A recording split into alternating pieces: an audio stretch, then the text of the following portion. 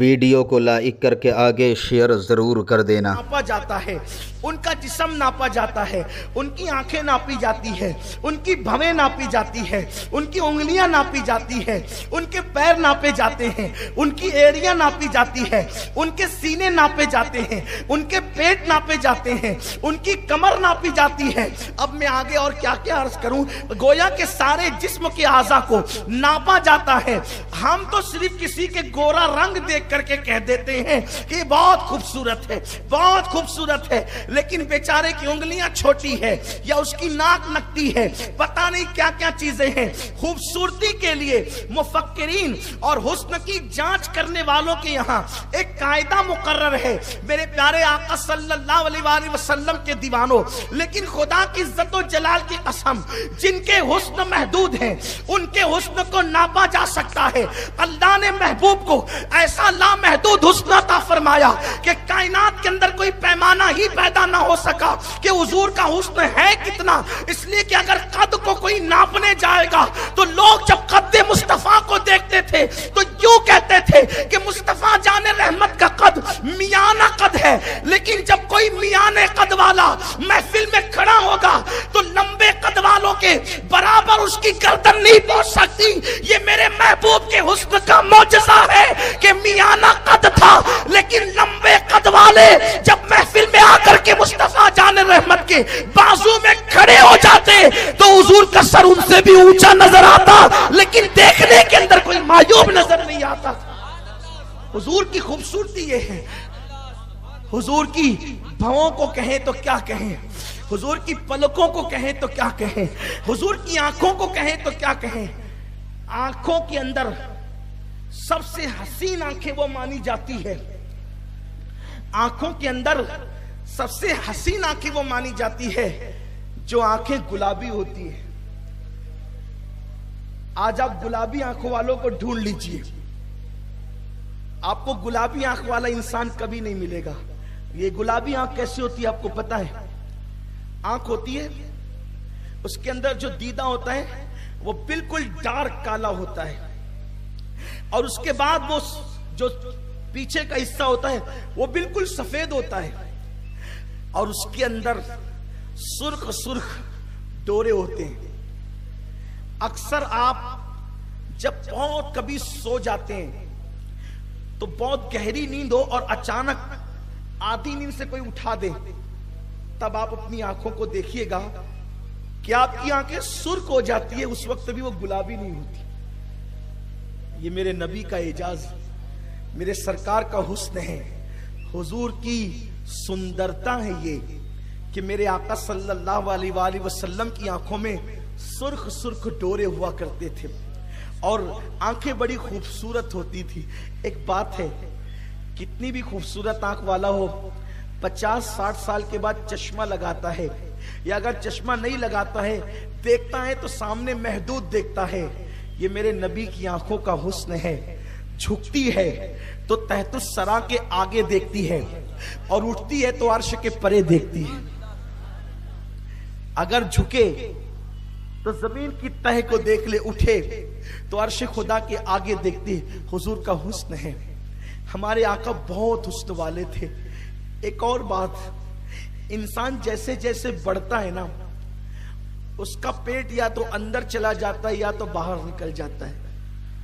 हुजूर अलैहिस्सलाम आखिरी वक्त तक सरकार का पेट अक़दस शिकम मुबारक सीने के बराबर रहा, न बाहर होता था न अंदर होता था, और पेट पर एक हल्की सी लकीर थी बालों की।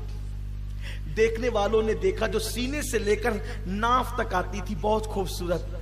जब हुजूर अलैहिस्सलाम कोई मिट्टी का काम करते और मिट्टी उन बालों पर जो है वो बालों को बोसे देने के लिए बैठ जाती, तो ऐसा लगता जैसे किसी ने चांदी के बर्तन में सोने की एक लकीर खींच दी हो। हुजूर अलैहिस्सलाम व तस्लीम के जिस्म अक़दस की शान ये थी।